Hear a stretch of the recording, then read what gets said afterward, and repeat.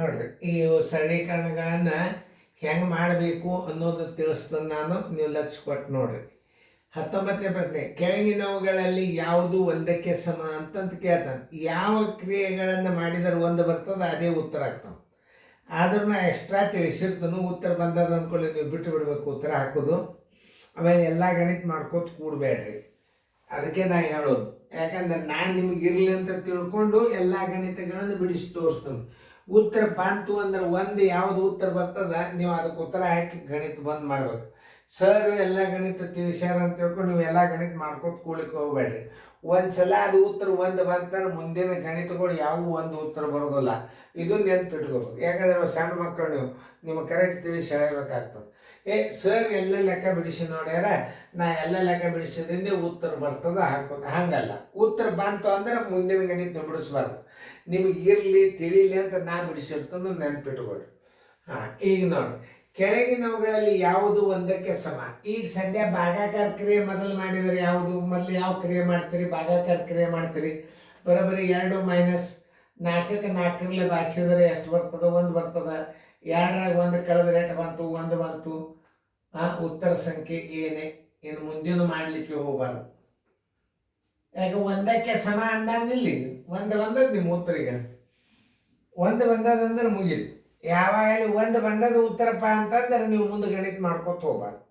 ಈಗ ಸುಮ್ ಇರಲಿ ಅಂತ ತಿಳ್ಕೊಂಡು ಮಾಡಿದರೆ ಇದ್ರ ಉತ್ತರ ಎಷ್ಟು ಬರ್ತದೆ? ಸುಮ್ ಎಕ್ಸ್ಟ್ರಾ 4 ಮೈನಸ್ 4ರಲ್ಲಿ ಭಾಗಿಸಿದ್ರೆ 1 ಬಂತು, ಇದ್ರ ಉತ್ತರ 3 ಬಂತು. ಇದು ಉತ್ತರ ಅಲ್ಲ. ಆಮೇಲೆ ಇನ್ನು ನೋಡ್ರಿ, 3 ಮೈನಸ್ 3ರಲ್ಲಿ ಭಾಗಿಸಿದ್ರೆ 1, ಇದ್ರ ಉತ್ತರ 2 ಬಂತು, ಅಲ್ಲ. 5 ಮೈನಸ್ 5ಕ್ಕೆ 5ರಲ್ಲಿ ಭಾಗಿಸಿದ್ರೆ 1 ಬಂತು, ಇದ್ರ ಉತ್ತರ 4 ಆಯ್ತು. ಅಂದ್ರೆ ಉತ್ತರ ಇದ್ದದ್ದು ಯಾವುದು?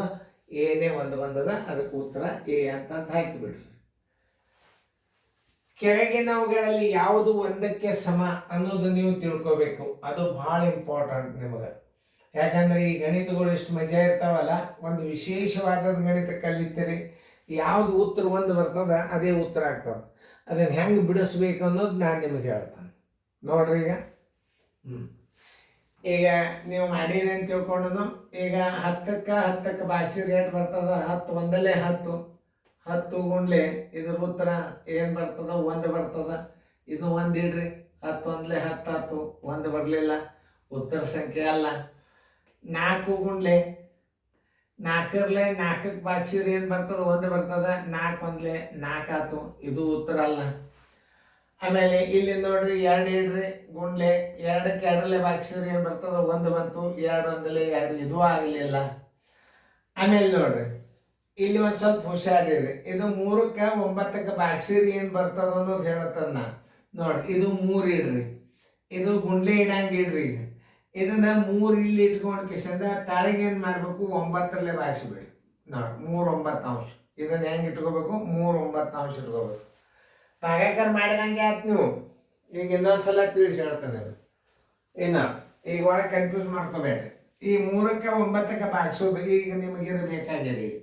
ಈಗ ಉತ್ತರ ಎಷ್ಟಿದು? 3 ಭಾಗಿಲೆ 9 ಇದ್ರ ಉತ್ತರ 9 ಬಂತೀಗ. ಇಷ್ಟೇ ಇದ್ರ ಉತ್ತರ. ಈ 3ಕ್ಕೆ 9ಕ್ಕೆ ನೀವು ಭಾಗಿಸಿರಿ. ಈಗ ಮುಂದೆ ಏನು ಉಳಿತು? ಗುಣಾಕಾರ ಉಳಿತು. ಗುಣಾಕಾರ ಮಾಡ್ಬೇಕಾದ್ರೆ 3 ಗುಂಡ್ಲೆ 3 9 ಇದರಲ್ಲೇ ಗುಣಾಕಾರ ಮಾಡ್ಬೇಕಾಗಿ ನೀವು. 3 ಒಂದಲೇ 3 ಮೂರಲೆ 3 ಒಂದಲೇ 3 ಒಂದಲೇ 1 ಒಂದಲೇ 1 1 ಒಂದಲೇ 1 ಅಂದ್ರೆ ಏನು ಬಂತು? ಉತ್ತರ 1 ಬಂತು. ಉತ್ತರ ಸಂಖ್ಯೆ ಯಾವುದು? ಡಿ. ನೋಡ್ರಿ, 3ಕ್ಕೆ 9ರಲ್ಲೇ ಭಾಗಿಸಿದಂಗೆ ನೀವು 3ಕ್ಕೆ 9ರಲ್ಲೇ ಭಾಗಿಸಿದಿಂದ ಮುಂದೆ ಏನದ? ಗುಣಾಕಾರ ಅದ.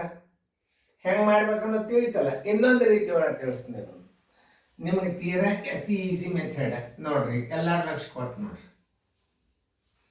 ನೋಡಿ, ಈ 3ಕ್ಕೆ 9ಕ್ಕೆ ಭಾಗಿಸಿದ್ರೆ ಉತ್ತರ ಎಷ್ಟು ಬಂತು? ಈಗ 3ಕ್ಕೆ 9ಕ್ಕೆ ಭಾಗಿಸಿದ್ರೆ ಇದು ಉತ್ತರ 3 9 ಬಂತು. ಈಗಂತೂ ತಿಳಿತ್ಲ. ಈಗ ಇದಕ್ಕೆ ಗುಣಾಕಾರ ಮಾಡ್ಬೇಕಾಯ್ತು.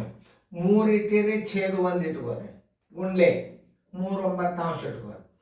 ನೋಡಿ, 3 ಒಂದಲೇ 3 ಮೂರಲೆ ಹಿಂಗೂ ಮಾಡ್ಬೋದು. 3 ಒಂದಲೇ 3 ಒಂದಲೇ ಬರೋಬ್ಬರಿ 1/1 = 1. ಉತ್ತರ ಸಂಖ್ಯೆ ಡಿ.